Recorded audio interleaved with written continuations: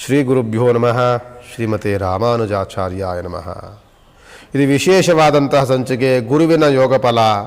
ಗುರುವಿನ ಯೋಗಫಲ ಯಾವ ರೀತಿಯಲ್ಲಿದೆ ಅಂತ ಅಂದರೆ, ಮಿಥುನ ರಾಶಿಗೆ ಒಂದೇ ಯೋಗಫಲವಲ್ಲ, ಶುಕ್ರನಿಗೂ ಯೋಗಫಲ. ಶುಕ್ರ ಮಿಥುನ ರಾಶಿ ಋಷಭ ರಾಶಿಯಲ್ಲಿದ್ದಂತಹ ಶುಕ್ರಗ್ರಹ ಇದುವರೆಗೂ ಋಷಭ ರಾಶಿಗೆ ದೋಷದಲ್ಲಿದ್ದಂತಹ ಗುರುಗ್ರಹ ಈಗ ಸ್ಥಾನ ಬದಲಾವಣೆಯಿಂದ ಎರಡನೇ ಮನೆಯ ಸ್ಥಾನ ಬದಲಾವಣೆ ಯೋಗಫಲ ಋಷಭ ರಾಶಿಯವರಿಗೆ ಸಿಗುತ್ತೆ.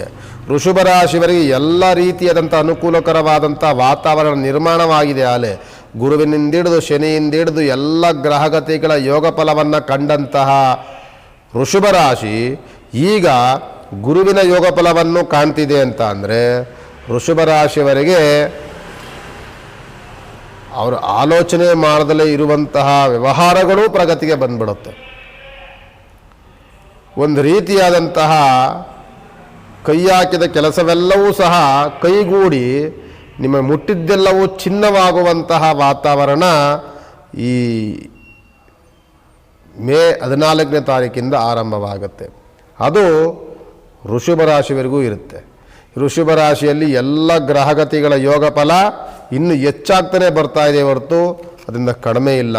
ಈ ಋಷಭ ರಾಶಿಯವರಿಗೆ ನಿಮಗೆ ಹೊಸ ಹೊಸ ಕೆಲಸಗಳ ಆರಂಭಗಳು, ನಿಮಗೆ ಶುಕ್ರನ ಫಲ, ಶನಿಯ ಬಲ, ಎಲ್ಲ ಯೋಗ ಫಲಗಳು ಹೆಂಗೆ ಬಂತು, ಜೊತೆಯಲ್ಲಿ ಗುರುವಿನ ಬಲ ಬಂದಿರೋದ್ರಿಂದ ನೀವು ಇನ್ನೂ ದೊಡ್ಡ ಮಟ್ಟದ ಲಾಭ, ಇನ್ನೂ ದೊಡ್ಡ ಮಟ್ಟದ ಅನುಕೂಲಗಳು, ದೊಡ್ಡ ಮಟ್ಟದ ಆಲೋಚನೆಗಳು, ದೊಡ್ಡ ಮಟ್ಟದ ನಿರೀಕ್ಷೆಗಳು ಇವೆಲ್ಲವೂ ಸಹ ದುಪ್ಪಟ್ಟಾಗತ್ತೆ. ಎಲ್ಲವೂ ಅನುಕೂಲಕರವಾದಂಥ ವಾತಾವರಣಗಳನ್ನು ಸೃಷ್ಟಿಯನ್ನು ಮಾಡುತ್ತೆ. ಅದು ಗುರುವಿನ ಯೋಗ ಫಲದಿಂದ ಋಷಭ ರಾಶಿಯವರಿಗೆ.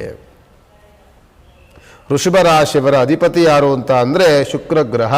ಶುಕ್ರಗ್ರಹ ಅಧಿಪತಿಯಾಗಿದ್ದು ಶುಕ್ರನಿಗೆ ಶತ್ರುವಾದಂಥ ಗುರುಗ್ರಹ ಅವನು ಯೋಗಕ್ಕೆ ಬಂತ ಅಂತ ಅಂದರೆ ಶತ್ರುಗ್ರಹನೂ ಸಹಿತ ಇಲ್ಲಿ ಶಮನವಾಗ್ತಾನೆ.